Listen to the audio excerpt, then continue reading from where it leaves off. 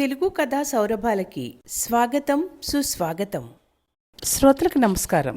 ఈరోజు చదవబోయే కథ మానవత్వమే మహాలయం. రచన పఠనం వి శారద. ఇది మన తెలుగు కథలు .comలో ప్రచురించడం జరిగింది. ఇక విందామా? ఏమండోయ్, ఇది విన్నారా? మీ ఫ్రెండ్ రమణయ్య లేడు? వాడే ఆ పిసినిగొట్టు రమణయ్య అండి. గుడి కడతాట. అవునా? పిల్లికి బెచ్చం పెట్టనివాడు వాడు గుడి కట్టడం ఏమిటే? అయినా నీకెవరు చెప్పారు అన్నాడు ధర్మారావు భార్యతో. ఇంకెవరు? వార్తాహరులు. మన పని మనిషి వాళ్ళ పని మనిషి ఇద్దరు ఒకళ్ళేగా. అదే చెప్పింది. అయినా అయ్యగారికి ఇంకా తెలియకపోవడం ఏమిటి? ఇద్దరు స్నేహితులేగా అంది అంటూ చెప్పింది కాంతం. రమణయ్య ధర్మారావు ఇద్దరు చిన్నప్పటి నుంచి కలిసి చదువుకున్నారు. రమణయ్యకి చదువు అవ్వకపోతే 10th ఆపేసి వడ్డీ వ్యాపారం చేస్తున్నాడు. ముందు చిన్నగా పెట్టిన వ్యాపారం ఊళ్ళో వర్షాభావ పరిస్థితులను బట్టి బాగా పుంజుకుంది. అందరూ రమణయ్య దగ్గరికి వడ్డీకి డబ్బు తెచ్చుకునేవాళ్లే. నెల అయ్యేటప్పటికీ టంచనగా వాళ్ళ ఇంటికి వెళ్ళి డబ్బు వసూలు చేసుకొస్తాడు. ఆ నెల డబ్బులు సర్దుబాటు చేయలేకపోతే మళ్ళీ 2 నెలల వడ్డీ తీసుకుంటాడు. రమణయ్యకి ఒక కూతురు కొడుకు ఉన్నారు. ఇద్దరికి పెళ్ళిళ్ళు అయ్యి సిటీలో సెటిల్ అయ్యారు. కొడుకు వడ్డీ వ్యాపారం మానేయమని చాలాసార్లు చెప్పి విసిగిపోయాడు. రమణయ్య లాంటి పిసినారి గుడి కడుతున్నాడు అంటే ఆశ్చర్యం కాక మరేమిటి? కాంతం మాటలు విన్న ధర్మారావు ఆలోచనలో పడ్డాడు. ధర్మారావు స్కూల్ టీచర్గా పనిచేసి రిటైర్ అయ్యాడు. ధర్మారావుకి ఒక్కడే కొడుకు, సిటీలో జాబ్ చేస్తున్నాడు. సాయంత్రం అయింది. ధర్మారావు, కాంతం, నేను అలా రమణయ్యని కలవడానికి వెళ్తున్నానే, తలుపేసుకో అంటూ బయలుదేరాడు కచేరీ సావిడ దగ్గరికి. అక్కడ ఊళ్ళో పెద్దవాళ్ళందరూ కలిసి పిచ్చాపాటి మాట్లాడుకుంటూ ఉంటారు. ధర్మారావుని చూడగానే అందరూ లేచి, ఏంటి మాస్టారు, రండి రండి అంటూ నమస్కరించారు. చుట్టూ పరికించి చూసి, ఇంకా రమణయ్య రాలేదే అన్నాడు ధర్మారావు. వస్తాడులేండి, నెమ్మదిగా వడ్డీ లెక్కలు కట్టుకుని ఇంకా ఎవరెవరు బాకీలు ఉన్నారో అన్నీ తేల్చుకుని వస్తాడు అన్నారు నవ్వుతూ. ఇంతలో రమణయ్య వచ్చాడు. రా రమణయ్య, ఏమిటి ఇంత లేటు అన్నాడు ధర్మారావు. ఏం లేదు ధర్మ, నేను ఒక నిర్ణయం తీసుకున్నాను. మన ఊళ్ళో రామాలయం కట్టిద్దాం అనుకుంటున్నాను. ఊరు చివర నాది పొరంబోకు స్థలం ఉంది కదా, అది ఎందుకు పనికిరాదు. దానిలో గుడి కట్టిద్దామని అనుకుంటున్నాను. స్థలం నేను ఇస్తాను, అందరం చందాలు వేసుకుని గుడి కట్టిద్దాం. గుడి వల్ల కొన్ని కుటుంబాలు కూడా బతుకుతాయి కదా అన్నాడు రమణయ్య. అందరూ ఆశ్చర్యపోయారు. ఎంత మంచి బుద్ధి ఎప్పుడు పుట్టిందా అని. సర్పంచ్ గొరవయ్య, రమణయ్య గారు, మీరు ఇంత మంచి పనికి పూరుకుంటే మేమందరం సహాయం చేస్తామండి. ఇది మన ఊరికి సంబంధించింది. ఊళ్ళో గుడి లేదు, నేను కట్టిద్దామంటే స్థలం లేక ఆగాను. అటువంటిది మీరు పెద్ద మనసుతో స్థలం ఇస్తానంటే మేమందరం విరాళాలు వేసుకుంటాం. ఏమంటారా అంటూ మిగిలిన వాళ్ళ వంక చూశాడు. అందరూ సరే అని అప్పటికప్పుడు చందాలు ప్రకటించారు. ధర్మారావు అధ్యక్షతన ఒక కమిటీ ఏర్పడింది. మంచి రోజు చూసి చందాల కోసం ఊళ్ళోకి బయలుదేరారు. ఎవరి స్తోమతకు తగ్గట్టు వాళ్ళు చందాలు ఇస్తున్నారు. ఇటుకలు బట్టి నడిపే రాములు పూర్తి ఇటుకంతా తనే సప్లై చేస్తానన్నాడు. సిమెంటు, ఇసుక, ఐరన్ బయట ధర కంటే తక్కువ ధరకే సప్లై చేస్తానన్నాడు పట్టణంలో బిల్డింగులు కట్టించే దామోదరం. ఏమీ ఇవ్వలేని శ్రామికులు గుడి కట్టడానికి పైసా తీసుకోకుండా తమ వంతు భాగంగా శ్రమదానం చేస్తామన్నారు. ఇంటికో పుష్పం, ఈశ్వరుడికో దండ అన్నట్లుగా అందరూ ఉత్సాహంగా తమ ఇంటిలో కార్యంలాగా ముందుకొచ్చారు. పంతులు గారు మంచి ముహూర్తం చూసి శంకుస్థాపన చేయించారు.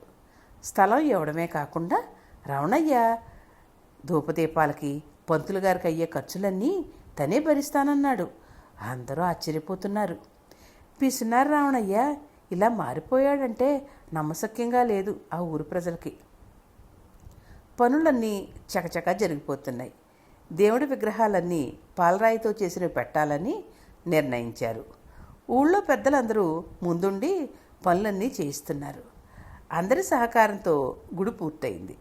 విగ్రహ ప్రతిష్ఠ కార్యక్రమం 5 రోజుల పాటు ఎంతో పవిత్రంగా జరిగింది. దేవుడి పెళ్లికి అందరూ పెద్దలే అన్నట్టుగా అందరూ తమ భుజాల మీద వేసుకుని కార్యక్రమాన్ని పూర్తి చేశారు. గుడి దగ్గర కొంతమంది బళ్ళ మీద అరటిపళ్ళు, తమలపాకులు, పూలదండలు, పూజా సామాగ్రి, పిల్లల ఆట వస్తువులు మొదలైనవన్నీ అమ్ముకుంటున్నారు. గుళ్ళో దేవుడి దగ్గర వాయించడానికి సన్నాయి మేళం కూడా కుదిరింది. గుడికి భక్తుల రాక ఎక్కువైంది. ప్రతి నెల స్వామివారి నక్షత్రమైన పునర్వసు రోజు ప్రత్యేకమైన పూజలు, కళ్యాణాలు, ఆంజనేయ స్వామికి మంగళవారాలు, తమలపాకులతో పూజ ప్రత్యేక శ్రద్ధలతో జరుగుతున్నాయి. గుళ్ళో అర్చకులు రామశర్మ గారు ఎంతో సూత్రీయంగా పూజలు చేస్తున్నారు. 3 పువ్వులు 6 కాయలుగా గుడి వెలిగిపోతోంది. గుడి దగ్గర దుకాణాలు పెట్టుకున్న వాళ్ళకి కూడా రాబడి బాగానే పెరిగింది. రమణయ్య రోజు ఉదయం సాయంత్రం గుడికొచ్చి అక్కడ జరిగే కార్యక్రమాలన్నీ చూస్తున్నాడు. రమణయ్యని దుకాణదారులందరూ కనిపించే దేవుడని తలుస్తున్నారు. ఆయన వల్లే తమ బతుకులు బాగుపడ్డాయని దేవుడితో పాటు రమణయ్యని కూడా కొలుస్తున్నారు. ఇక్కడే రమణయ్య తన కుటిల బుద్ధిని బయటపెట్టాడు. ఒకరోజు దుకాణదారులందరినీ తాను ఇంటికి పిలిపించి, నా వల్లే మీ బతుకులు బాగుపడ్డాయి, మీకు ఒక ఉపాధి కల్పించాలనే ఉద్దేశంతో గుడి కట్టడానికి స్థలం ఇచ్చాను, ఏమంటారు అన్నాడు అందరినీ చూస్తూ. అవును బాబయ్య, ఈ ఊర్లో సరైన పనులు లేక పస్తులు ఉంటుంటే తమ దయ వల్లే మేము 4 రాళ్ళు వెనకేసుకోగలుగుతాం. మేము అన్నం తింటున్నామంటే అంతా మీ దయ్యే బాబయ్య అన్నాడు అందరిలోకి పెద్దవాడైన రంగయ్య తాత. మిగిలిన వాళ్ళందరూ అవునన్నట్లుగా తల్లూపారు. మళ్ళీ రమణయ్య మాట్లాడుతూ, అందుకని మీ లాభాల్లో ప్రతి నెల 10% నాకు ఇవ్వాలి. ఈ విషయం మీకు నాకు తప్ప రెండో కంటికి తెలియకూడదు, జాగ్రత్త అన్నాడు రమణయ్య. అందరూ తెల్లబోయారు. కొంతమంది ఏదో చెప్పబోతుంటే రంగయ్య తాత వారిని వారించి, అలాగే బాబయ్య, మీరేం చెప్తే మేము అదే చేస్తాం అంటూ అందరినీ తీసుకుని బయటకు వచ్చేశాడు. బయటకు వచ్చిన వెంటనే అందరూ రంగయ్య మీద విరుచుకుపడ్డారు. మన కష్టంలోంచి డబ్బులు ఇవ్వడం ఏంటి, అప్పుడు వడ్డీల మీద వడ్డీలు గుంజేశాడు, ఇప్పుడు ఇలా గుంజుతున్నాడు, మేము ఒప్పుకోం అన్నారు. ఒరేయ్, మీరు శాంతంగా ఆలోచించండిరా. అప్పుడు వడ్డీలు తీసుకున్నాడు నిజమే, కానీ ఇప్పుడు ఈయన వల్లే కదరా మనం పస్తులు లేక 4 మెతుకులు తినగలుగుతున్నాం. దీనికి పెట్టుబడి కూడా ఆయనే ఇచ్చాడు కదా, వడ్డీకే అనుకో. మీరు ఇవ్వనంటే మన బాకీలు మొత్తం ఇప్పుడే కక్కమంటాడు. అందుకే నెమ్మదిగా ఉండండిరా, నెలకి ఎంతో కొంత ఆయనకి ఇద్దాం, సరేనా అన్నాడు రంగయ్య నచ్చ చెప్పుతున్నట్లుగా. ఎవరికి ఇష్టం లేకపోయినా చచ్చినట్టు రమణయ్యకి ప్రతి నెల డబ్బులు కడుతున్నారు. రమణయ్య తన పాచిక పారినందుకు ఎంతో సంతోషంగా ఉన్నాడు. అసలు తను గుడి కట్టించిందే ప్రతి నెల డబ్బు కోసం. దేవుడు ఆదాయం కంటే రమణయ్య ఆదాయం ఎక్కువగా ఉంది. దేవుణ్ణి అడ్డం పెట్టుకుని రమణయ్య వ్యాపారం చేస్తున్నాడు. కాలం ఇలా సాగిపోతే చెప్పుకునేదే ఉంది. ఒకరోజు రమణయ్య గుడిలో కుప్పకూలిపోయాడు. అందరూ గబగబా మొహం మీద నీళ్లు చల్లి దగ్గరలో హాస్పిటల్కి తీసుకెళ్లారు. డాక్టర్ పరీక్ష చేసి హార్ట్ అటాక్ వచ్చిందన్నాడు.